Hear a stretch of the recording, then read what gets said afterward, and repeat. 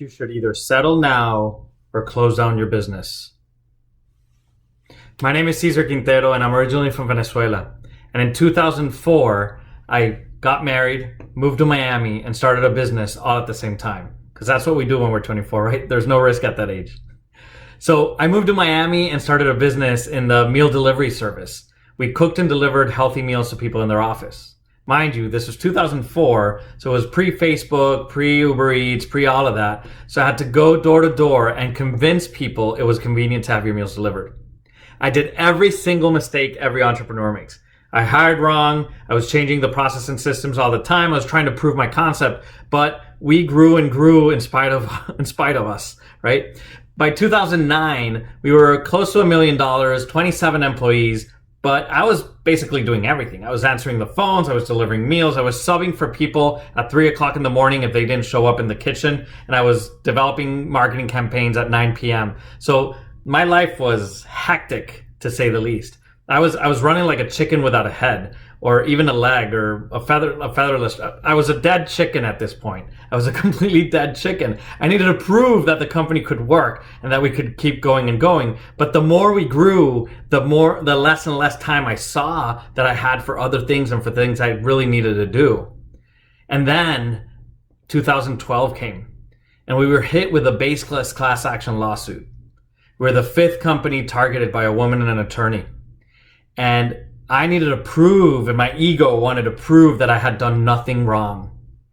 And I started, deteriorating my health. My energy was solely focused on this case. My business started plateauing. And there was a moment in time, it was November of 2012. It was actually Black Friday. And while everybody was out shopping, my personal account was at $0 and my business account was at $0. I was sitting in front of the attorney. My hands were sweating. I was looking him in the eyes when he said, "Cesar, you should either settle this case now or close down your business." And that's when it sunk in. What had happened with these 8 years of business? I thought I did everything right. I was working hard. I was working harder than ever, but I had nothing to show for it. I was jealous of my friends that were making so much more money than me. They went through the corporate ladder, and I was just jealous of how their lives had turned out. You see, I started my company because I wanted to create something of value, but my business was not letting me live the life I wanted to live. Something needed to change. And as a team, we powwowed, we settled the case, and we said, you know what? We need to self-correct this, and we need to save the company and move it forward. And there's nothing that unites a team more than a common purpose. So I knew I needed to change as a leader as well. So I went down and I found this three keys workshops with Fran Biederman Gross. She's one of Simon Sinek's case studies in New York. And I went through this course with her of unlocking my purpose and understanding what it was, what it meant, and that I had it all my life. And I started realizing that my energy was being spent in things that I wasn't really passionate about. See, my purpose is to empower those around me so that they can live the life they want to live. Ever since I was a kid, I wanted to help people so they could achieve their goals. And I've always been kind of one of those superhero guys that wants to come in and save the day. But that's always been within me since I was a little kid. And I realized that in my company, I was mostly focused on the systems, on the process, on the distribution, on the product, and I wasn't focused on my people. And people is all about my why, right? And that's when I realized, you know what? I'm going to start shifting my energy and focusing on helping my team, helping my people achieve what they need to achieve, helping them get what they want out of life. And by helping them, then we could see if that could help me as well, right? And that's when everything started shifting. I read a book called Traction and started implementing the Entrepreneurial Operating System in my business. And little by little, everybody started getting more ownership of their roles, and I had more and more time to do the things that I was great at. And within a year, we were able to double in profit, grow 30%, which we were baselining in the last 2 years, and we were able to pay the attorneys all in 1 year. I had more time to do more and more things. And the year after, I opened 2 different businesses. You see, everybody in this room knows that entrepreneurs can change the world. But I believe that only happens if we use our energy and our time in the things we love to do and we're great at, our superpowers. In the past 5 years, I've helped hundreds of business owners and entrepreneurs unlock their purpose so that they can live the life they want to live, a life by design. You see, my story is not unique. I've seen this time and time again, and I've interviewed all these hundreds of people, and we all started getting a pattern. And that's what I want to share with you today. I want to share with you a pattern that we turn into the evolution flywheel. And it's a pattern with 5 stages of entrepreneurship. And the first section of today, we're going to talk about so you can understand what that is and how it works. The second section is understand where you are and where you're stuck and how to move forward to the next stage. And then lastly, how to create a flywheel effect so that you can move faster and faster in this evolution and that your first business is just your practice round. Ready to get started? All right, let's go. So part of the patterns that I saw in all of the things that we talked about and part of my story and the stories of so many entrepreneurs that I've met is that we categorize them in 5 different stages. Now, stage 1 is startup. It's getting started, is finding a gap and bridging that gap and finding a way to do it, right? And creating a business model that works. Then we grow as leaders. Introspectively, we understand what makes us great and how we can use this and how to move forward and become better leaders. Then it's designing the teams around us, both externally and internally, so that we could always go up and elevate and create trust in the teams we manage. Then we build a business by design that works without us, a business that's fully systemized, process driven, transparent, and accountable. They don't need us to be there anymore. And then we go into life by design, which is understanding our true purpose and finding different things that align to our purpose. And guess what? As true entrepreneurs, we're creative folks. So now we start looking for what we want to do next. And usually that's another business. So we start in another startup, right? And that's why it looks like a cycle, and it is a cycle. The only thing here is that as true entrepreneurs, we don't like sequences and we don't like to be in sequential order. So we can be building on all of these stages at the same time. The reason it's a cycle is in order to get out of one of the stages, you just need to bump to the next one, right? And then in order to get out of startup mode, you need to understand that you're not the only person in the business and you have to become a better leader. In order to become a better leader, you need a better team. In order to have a better business functioning, you need a good team to do that, right? So little by little, they interlock with each other, but we're as entrepreneurs building on all of these. Just like in the stages of grief, right? When we lose someone, we might feel sad, angry, frustrated.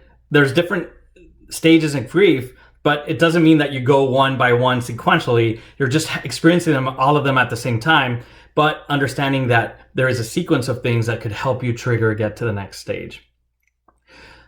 The other thing around this evolution flywheel is that you could be stuck in many of these at the same time. Again, it's not a sequential order, but we could be working on different things and feeling the pain on 2 or 3 at the same time. And that's what we'll talk about in section 2 on how to get unstuck from these. And lastly, what I want to talk about is the flywheel effect. So as you can see, the evolution is a play on the E-myth, right? The entrepreneurial evolution. And then the flywheel is a Jim Collins term where he talks about if you have a metal wheel, right? And you start pushing it and it's forceful and it's hard to do it at the beginning, but then with the first time, you start getting momentum and it goes easier and easier and easier and easier. And it creates a flywheel effect that just creates momentum and build up. And that's what we experience as entrepreneurs. The first time around, it feels heavy. It feels tough. We're reinventing the wheel constantly. But once we start understanding how things work, our second business, third business, fourth business just becomes easier and easier. And your first business is just your practice round, right? So that's creating the flywheel effect. So what I want to do now is I want to go one by one and I want to understand where you are in this cycle right now. So I'm going to ask 3 questions and you're going to write them out as statements. And that way you can start understanding where you are right now. So the first question is, if you had an inventory of your time and you were to look at your journal and your calendar, I am spending most of my time doing this. And that's the first statement. I'm spending most of my time doing this.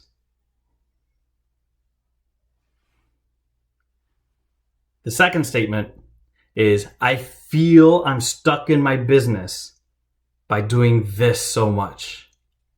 I feel I'm stuck in my business by doing this. And then the third question and statement is I would love to spend more of my time doing this. I would love to spend more of my time doing this. So it's 3 statements. I spend most of my time doing this.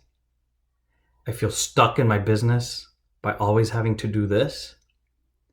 And I want to spend most of my time doing this. I'll give you a couple seconds so you can write them down.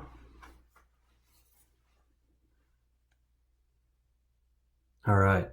So now that you have these 3 statements, I want you to keep them top of mind while we're going through the entrepreneurial flywheel.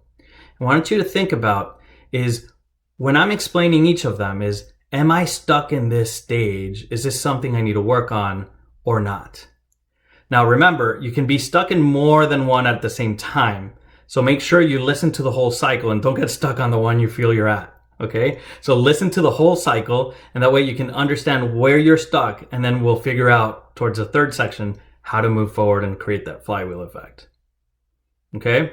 So what I want to do now is I want to go one by one and explain what it feels like to be in this stage and how to get unstuck. Okay? All right. So the first stage is all around startup by design. And when we're in startup by design, it feels like I'm trying to prove the concept. I'm not sure what the pricing is. I'm not sure who my core target is, my core customer. I don't know how to speak to them well. My strategies aren't working very well. The channels I'm looking for are different, right? I'm trying to prove the scalability model of my business, prove the profitability. So in this stage, most of your time is being spent testing and trying to prove things in your business. Prove that the business works, right? Like for me, it was the first 7 years of business. I was trying to understand who my core target was, what the pricing was, what the model was. It took me full 7 years to understand what my true market fit was and prove a concept that I could scale and be profitable in. What it feels like as stuck is that things don't work, right? You're testing different things and you're not sure what's working, what's not working. But to evolve in this stage, you need to, number one, understand your true market fit. Understand what you're great at and what you're great at against your competitors and what your market loves about you. Then you need to prove the strategy, the scale with strategy. You have different strategies that help and they increase your top line, your revenue. And then lastly, you need to prove that the business is profitable, right? You need to make sure that we can leverage this and we can keep going all the time. Then we move into leadership by design. Once we understand that we have a good concept, we need to understand as true entrepreneurs that we need to let go a little bit. We need to make sure that we're not doing everything in our business and we need to have team members and people within it. In order to do that, we need to develop as leaders. If most of your time is being spent on having all the answers in your business and everybody coming to you for everything, and you just having to tell all the things and it feels stuck here, if you can't do what you're good at and you're stuck at your job, what it feels here is that you have a job in your business and it's not really your business and you're not taking strategic decisions, right? The order to evolve, what we need to do is we need to learn how to spend our energy where it's best spent. And in order to do that, number one, we need to create self-awareness. We need to understand what we're great at and what we suck at.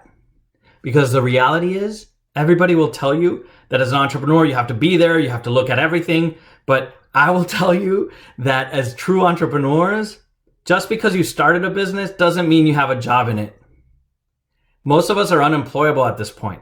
And if you're stuck doing things you're not good at, then you're doing a disservice for your business.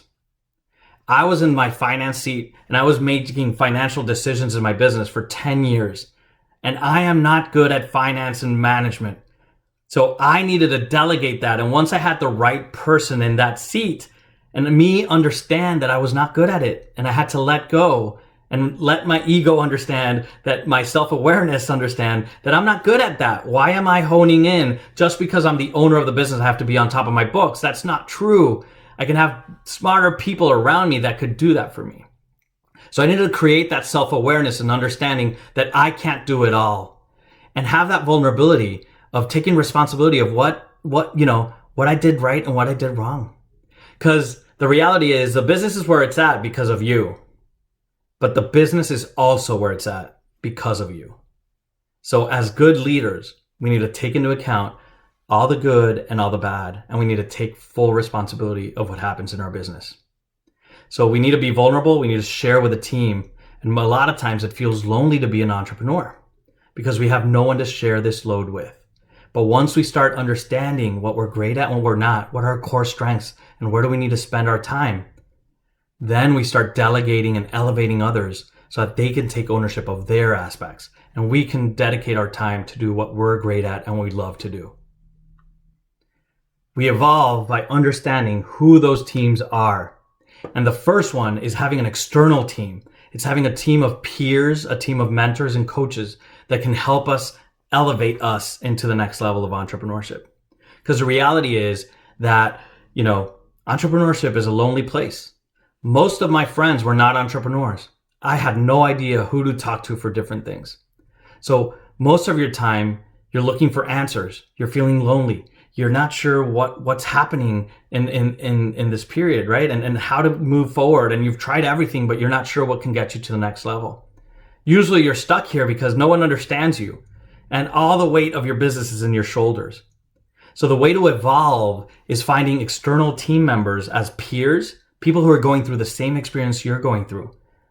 Like, I joined Entrepreneurs Organization, one of the best decisions I ever did, because all of this, I started understanding that what I was feeling was not, I wasn't alone. Everybody was feeling this in my peer groups, right? And if you're in different industries, they have different industry groups as well. And you can go into different groups and understand from other people and learn from their mistakes so that you can not feel as lonely, and that way you can improve by the collective wisdom of the group. Then we got mentors and coaches. And the mentors are people who are part of your industry, and they help you, guide you, and they've already gone through your path. They're probably retired. Some people bring them on their board of directors, and they're people that have already experienced your industry and your path, and they can give you a lot of things around how to get better at all these things. And then coaches are people who are not in your industry, but like good athletes, best coaches aren't the best athletes, but every best athlete needs to have a coach.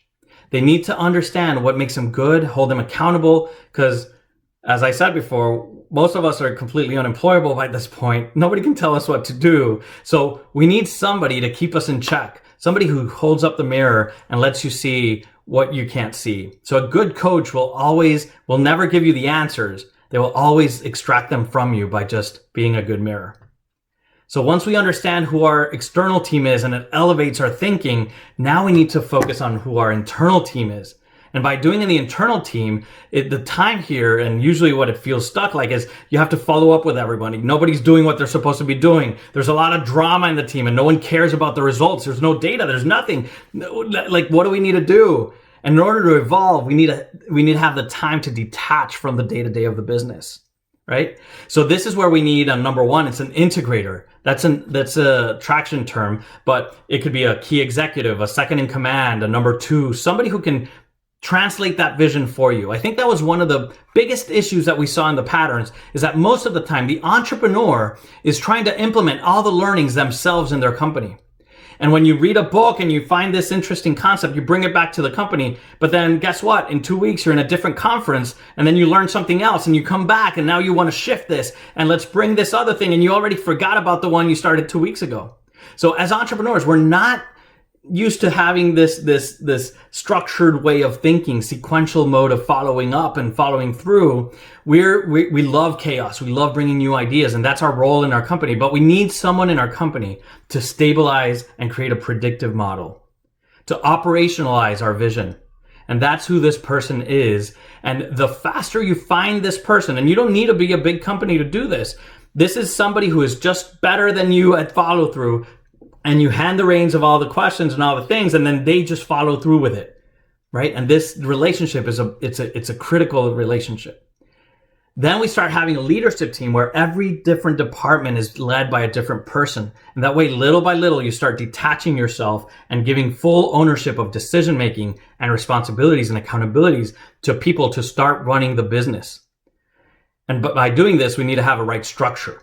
Have a right structure that is clear and transparent on who is accountable for whom and who's accountable for what. And that way, everybody starts taking true ownership of their decisions and what everybody's going through. We don't have a mom and dad scenario where I go to mom and mom says no, then I go to dad, dad says yes. So who do I answer to, right? We need to have a clear structure of accountability so that we have a team that is functional, coherent, trusting, and conflict. It's healthy conflict.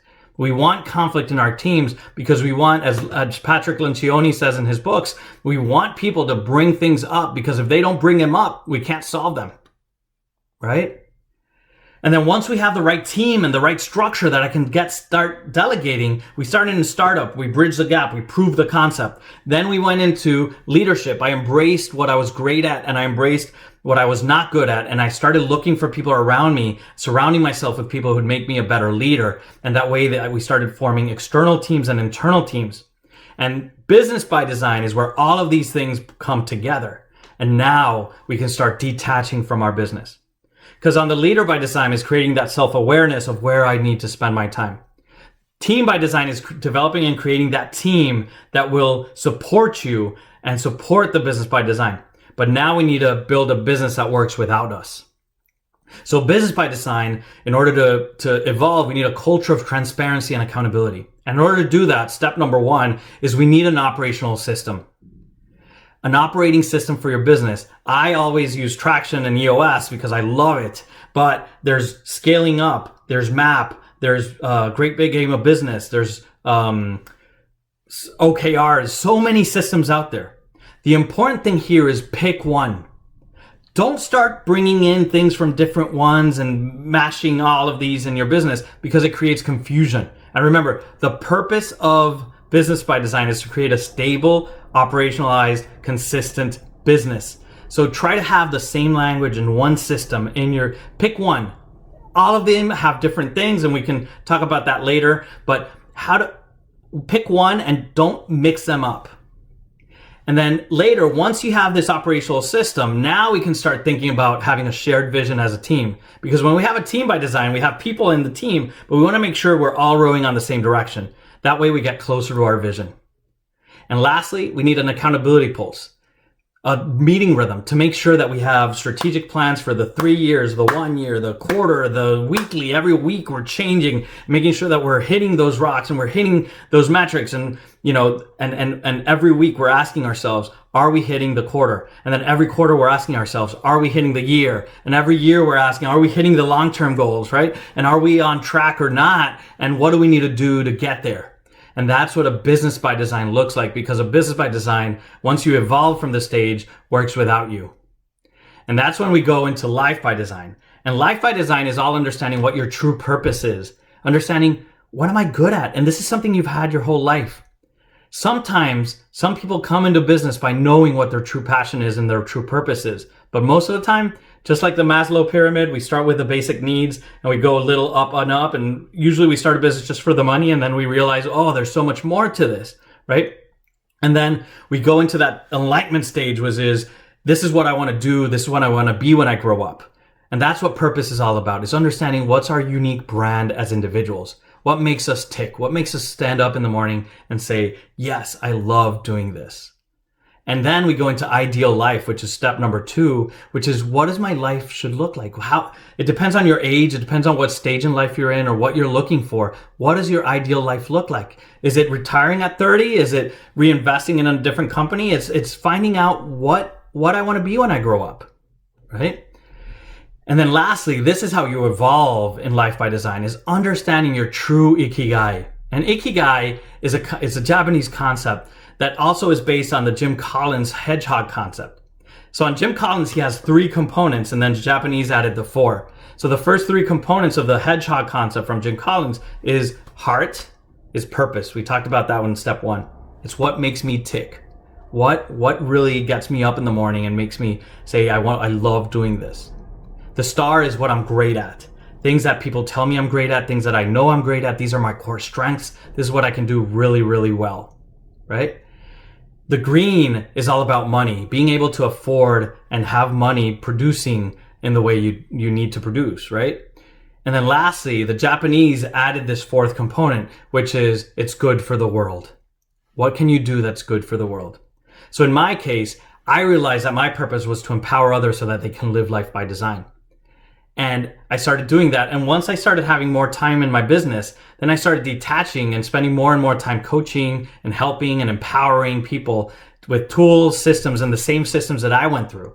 I started doing purpose discoveries. I started doing forum and accelerator trainings. I started doing EOS implementation for different companies. So I started doing things that I love to do and things that I went through my journey, and people kept telling me, you're great at it. Why don't we do it? And then little by little, I started having more and more clients, and people were saying, you're great at this. So my stars started shining, and I started saying, hey, you know what? I could start doing this as well, right? And I was doing both in parallel. And in reality, that's because of the third component, the green component, the cash component. I want to make sure I could make a living out of this, right? It's something I love to do, something people say I'm great at, but can I make money doing this? And little by little, I started getting more and more companies. I started implementing for 40 companies and hundreds of entrepreneurs going through the Y discoveries and different things like that. So now I'm like, you know what? I can make a money out of this.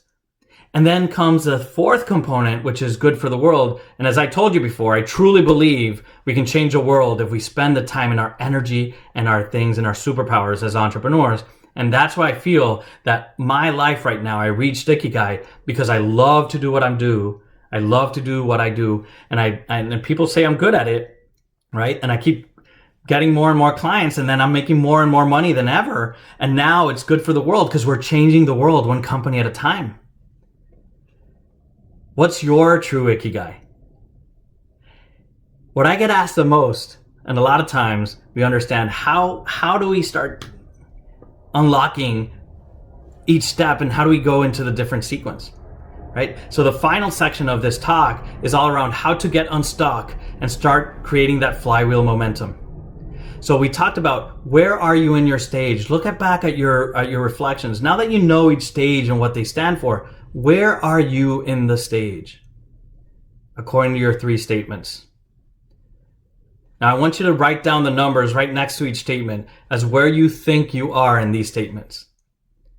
Now, remember, you can be stuck in more than one place at the time. And the way to get unstuck is we always start with the lowest number. So if you're stuck on 3, 4, and 5, we start with 3. That way we get 3 solid, and then we can move to 4, get it solid, and then move to 5, and then move to 1, right? If you're stuck in 1, just follow, and we'll talk about what the next steps are on how to get unstuck in those different areas. All right. And then little by little, we need to build on each other and start creating that flywheel event. Remember the wheel I talked about? The first time you're going around, it's going to feel very, very tough. And then little by little, the faster and faster you go, the faster and faster the wheel turns, the faster the flywheel effects goes, and the faster you evolve as an entrepreneur. So the question I get asked the most is, what's the first step to start living a life by design? And my reply is, as in every big project in business and in life, we need to take one step at a time. And we need to take the right first step. So what I want to talk about right now, and I want to share with you, is I want to share with you a life by design assessment. And this assessment is on the link here in the chat. And what it is, it's an assessment that helps you determine and asks a little bit of questions. It's a 5-minute assessment. So you just reply to different assessment. What it does, it helps you determine where you are in the cycle of entrepreneurship and all the next steps that you need to take. So it gives you a report of all the steps you need to take to unlock your stage and move to the next stage. And what this means, it means that you can start getting faster and faster in the wheel so that you can start creating your flywheel effect and live the life you want to live. So whether you just sold your business, or you're growing like crazy, or you're stuck and you're not sure what's next, this assessment will help you gain that clarity of what is the next right step to get closer to your life by design. I want you to picture a day that you have all the time in the world to spend in the things you love to do and you're great at. I want you to picture a day when you call the office and an employee tells you, you know what, don't come in today, we got this. I want you to picture a day when you love your business and your business is doing exactly what it needs to so that you can live a life by design. And I want to leave you with this. 6 years after that board meeting with the attorney, I was in that same boardroom, with the same attorney. My hands were still sweating, but instead of thinking about closing down my business, I was actually signing the sale of my first business and registering trademarks for my next 2 businesses. You see, it took me 7 years to get to $1 million in my first business, and my next 2 businesses got to $1 million within the first year. I no longer was jealous of my friends and their corporate jobs. I was making more money than ever, 10 times more than what I did 10 years before. And I was no longer resenting my business. I was doing what I loved with the people I loved. And that's what I want for you. Go out and live your life by design. Thank you.